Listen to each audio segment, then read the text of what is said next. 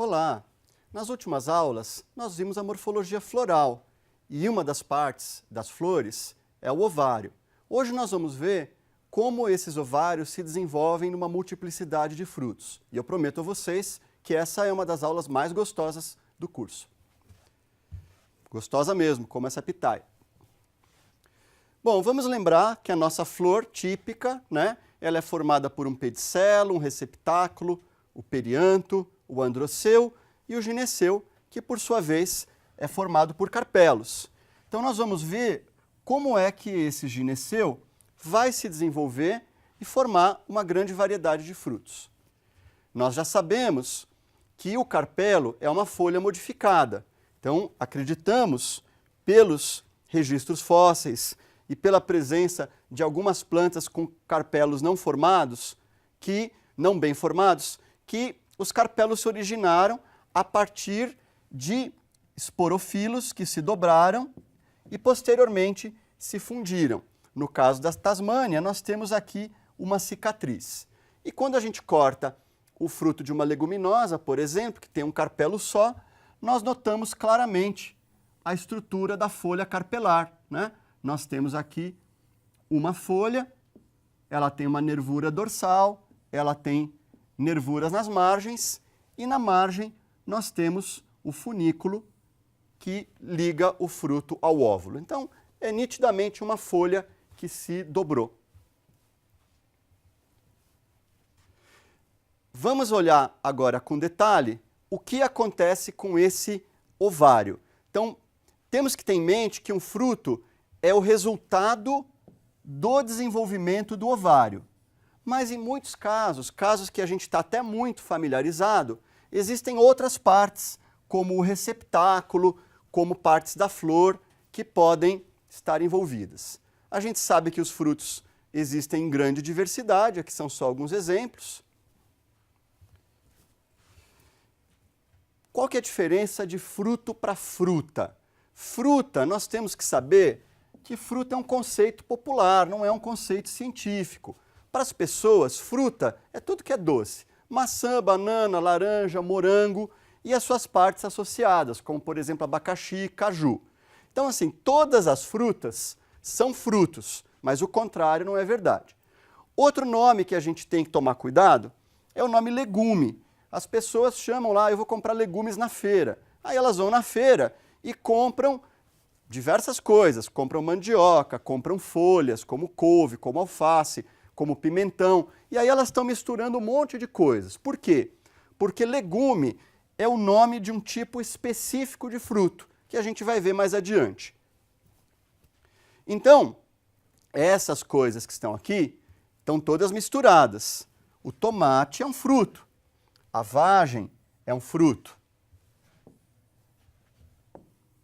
Mas as demais coisas que estão nessa fotografia não são frutos. Mas, ao mesmo tempo, algumas coisas que as pessoas não estão acostumadas a reconhecer como frutos, são frutos sim, como, por exemplo, a abobrinha, como as pimentas, como o figo da Índia, o pimentão, ou essas estruturas diferentes, como essa sâmara, ou mesmo os grãos dos cereais. Muita gente não sabe que o grão de milho é assim chamado porque ele é a semente aderida aos tecidos do fruto. A mesma forma é o alpiste, a cevada, o trigo. Então, afinal, o que nós vamos chamar de frutos? Frutos vão ser as estruturas derivadas do ovário. E aí se incluem coisas que a gente está acostumado a chamar de fruto, como laranja, banana, melancia, e outras coisas que as pessoas não estão acostumadas a chamar de fruto, como berinjela, pimentão, tomate, jiló, fava, e menos ainda, como cereais, o grão de milho, o grão de trigo, o grão de cevada, ou castanha de caju. A castanha de caju é o fruto, enquanto que a parte carnosa é um anexo do fruto, como a gente vai ver mais adiante. Então, o que é um legume? O conceito científico de legume é um fruto unicarpelar, seco e deiscente dos dois lados. Ele é comum na família leguminosa, mas leguminosas não tem só o legume como fruto. Pode ter o craspédio, lomento, drupa, sâmara, tem um monte de frutos diferentes. Mas tendo um ovário unicarpelar, unilocular, com essa placentação marginal e que se abre dos dois lados, eu tenho um legume. Vamos falar um pouquinho da ontogenia. Então, o fruto é o derivado ontogenético do ovário e ele vai ter partes que são derivadas, portanto, da folha carpelar. Então, nós já sabemos que o ovário é uma folha. Como toda boa folha, ele tem uma epiderme na face externa e na face interna, na face abaxial e adaxial. E aí, essas partes vão concrescer. Então, a epiderme externa do carpelo vai dar origem ao que nós chamamos de exocarpo. O mesofilo da folha, né, da folha carpelar, vai dar origem ao mesocarpo. E essa porção interna aqui da epiderme vai dar origem ao endocarpo. Então, os diversos frutos vão ter um desenvolvimento diferente dessas partes. Tanto que eles crescem, como se eles são secos, se eles são carnosos, se alguma parte endurece. Então, na ontogenia, o que vai acontecer? Por exemplo, a epiderme externa pode se multiplicar. Então, no caso dos cítricos, a epiderme externa engrossa e forma essa parte cheia de vesículas, por exemplo, de óleo, que a gente vê em toda laranja, todo limão. Aquela parte branca vai ser a parede do carpelo, aquela parte que não é muito gostosa. Vai ser o mesocarpo. E, internamente, a gente vai ter essa epiderme aqui, olha, começando a formar as bexiguinhas de suco.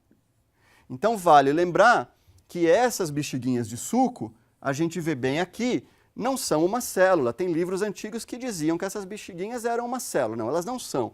Vejam que elas são formadas por muitas células e que depois algumas células arrebentam e acumulam suco, mas não é uma célula só. Fundamental é perceber que a partir de uma flor nós vamos ter um ovário que é pequenininho, né? Nós temos aqui um botão, esse botão vai ter a flor que abre, tem antese, aqui a gente está vendo o ovário, vai ter a fecundação e o ovário continua crescendo até formar o fruto, nesse caso, uma vagem do feijão guandu. Dentro do fruto vão estar as sementes.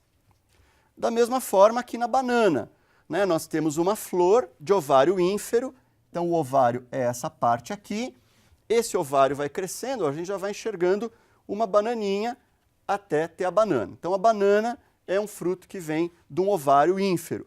Nesse caso é uma banana selvagem, a gente nota aqui, ó, 3 carpelos com sementes dentro. Normalmente a gente não come bananas com semente, porque tem uma variedade de banana que é chamada partenocárpica. Ela forma frutos mesmo sem formar, sem ter fecundação. Ainda bem, né? Porque a semente, a banana selvagem é bem desagradável, né? O pacová, ele é cheio de sementes duras, né?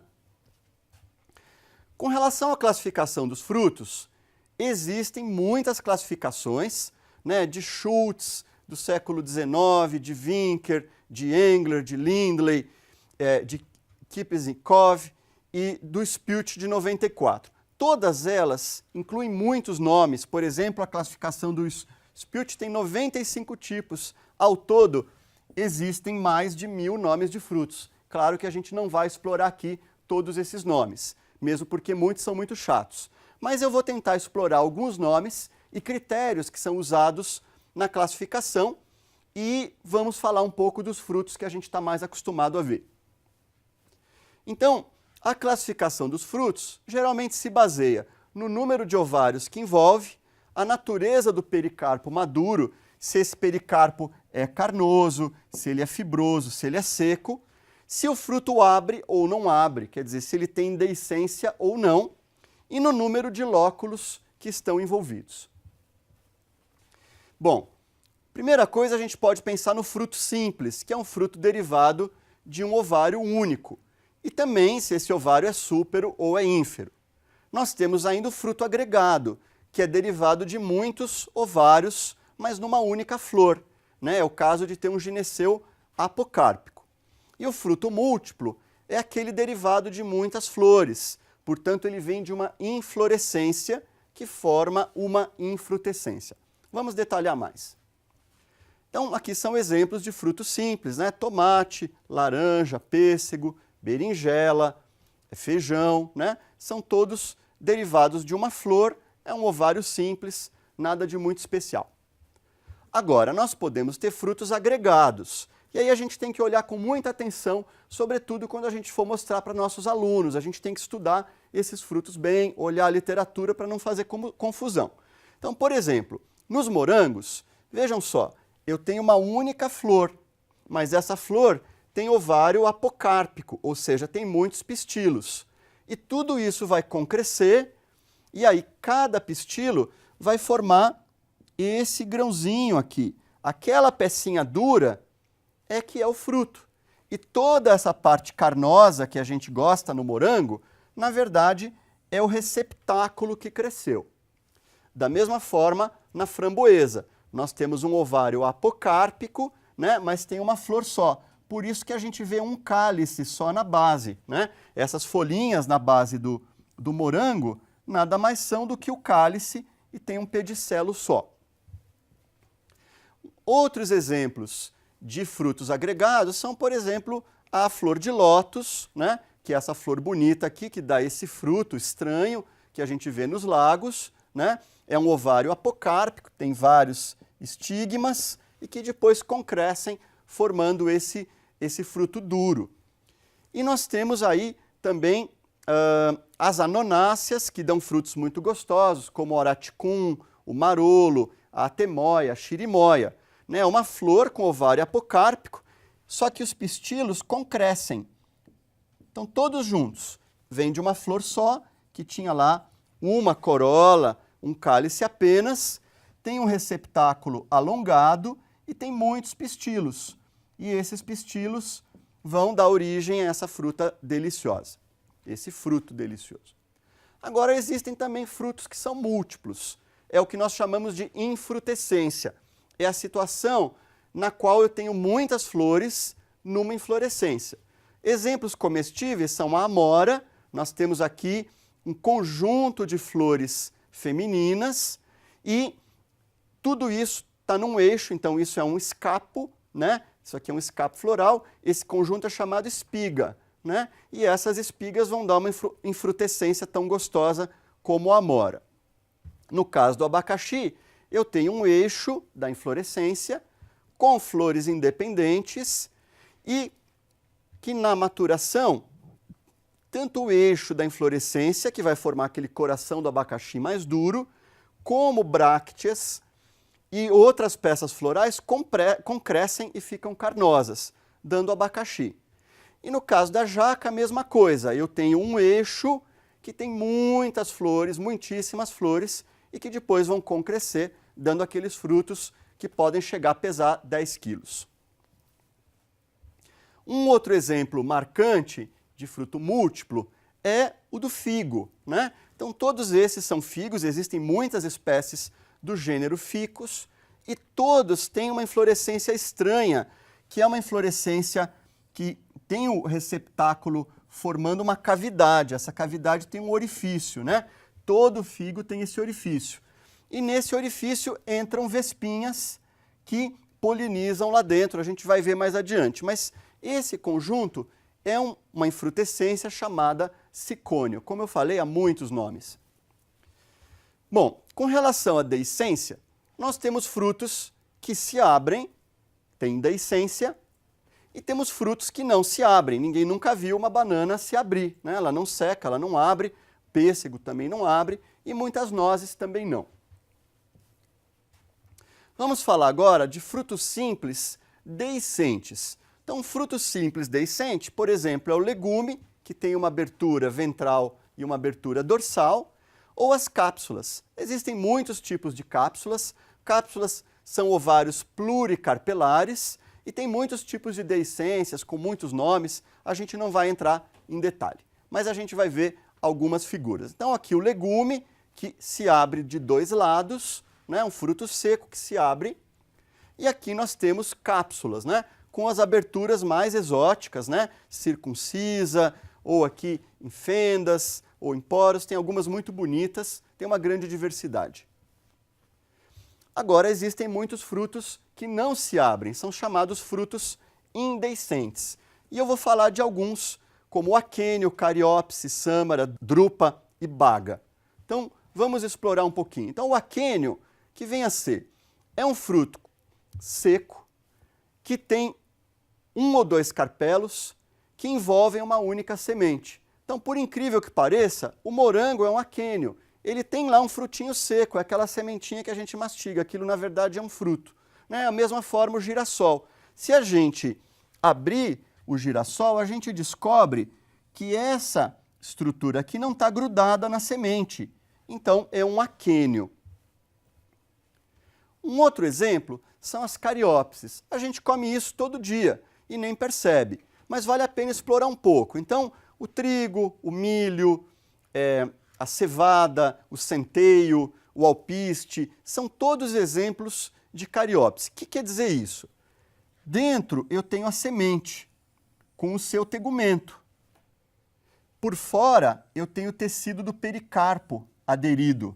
Ele está totalmente colado, ele não se separa. Então, na verdade, esse conjunto é um fruto.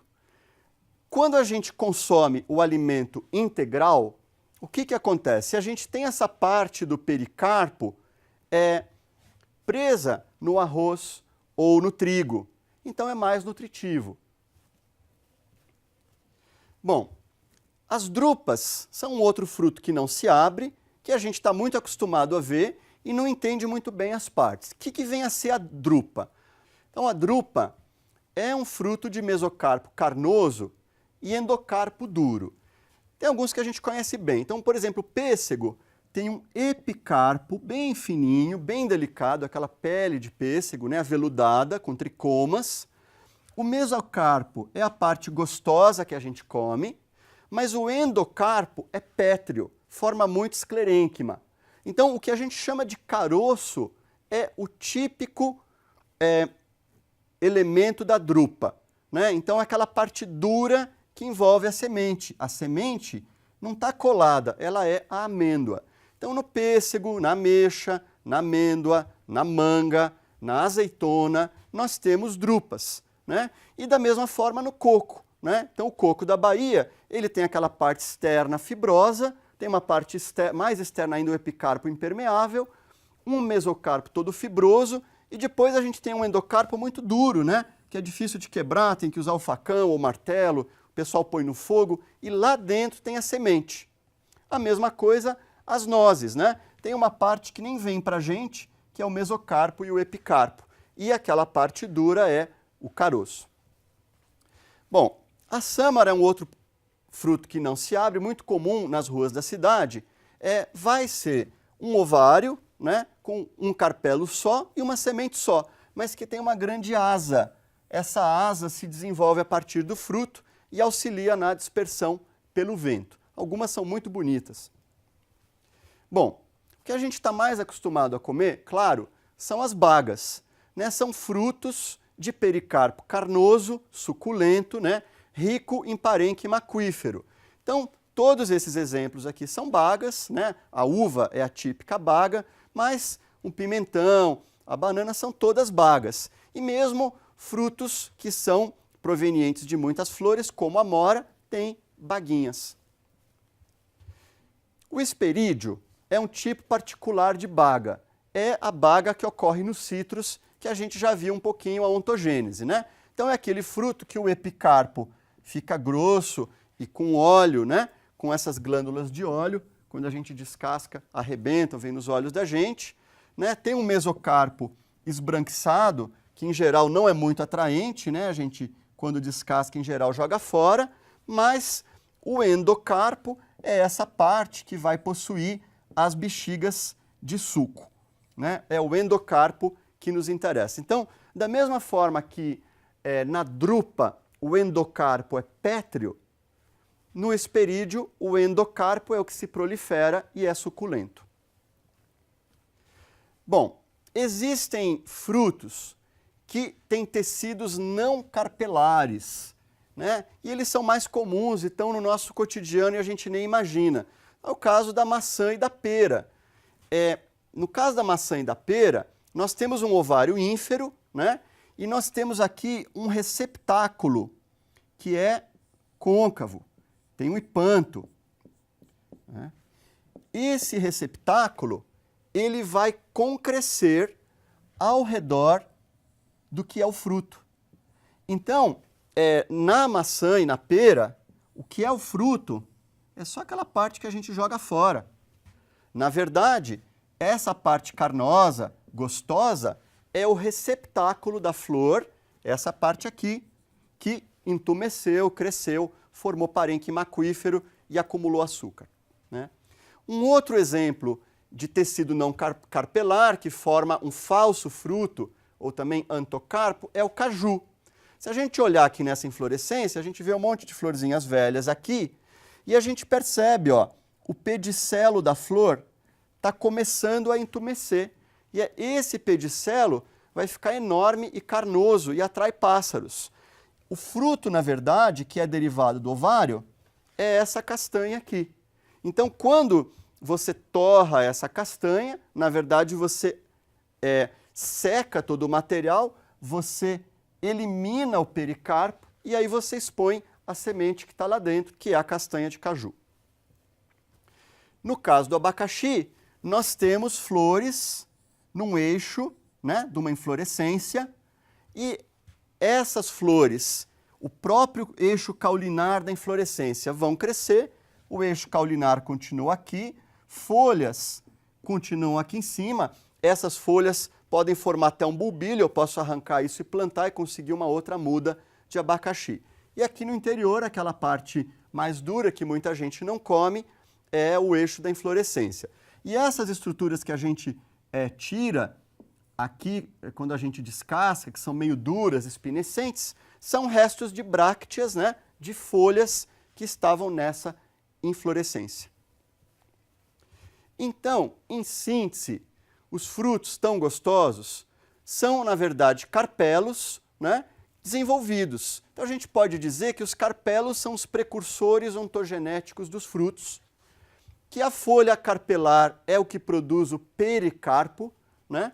A epiderme externa vai produzir o epicarpo, a parede do carpelo, que é o mesofilo da folha carpelar, produz o mesocarpo, a epiderme interna produz o endocarpo, e os frutos podem ser vindos de uma flor só ou de várias, né? Podem ser formados por um pistilo só, um ovário só, ou vários. E outras partes não ovarianas podem participar da formação dos frutos. E recomendo que usem frutos em aulas. Essa aula é deliciosa de fazer com os alunos, todo mundo tem experiência com frutos, mas a gente tem que estudar bem antes, porque sempre aparecem algumas surpresas.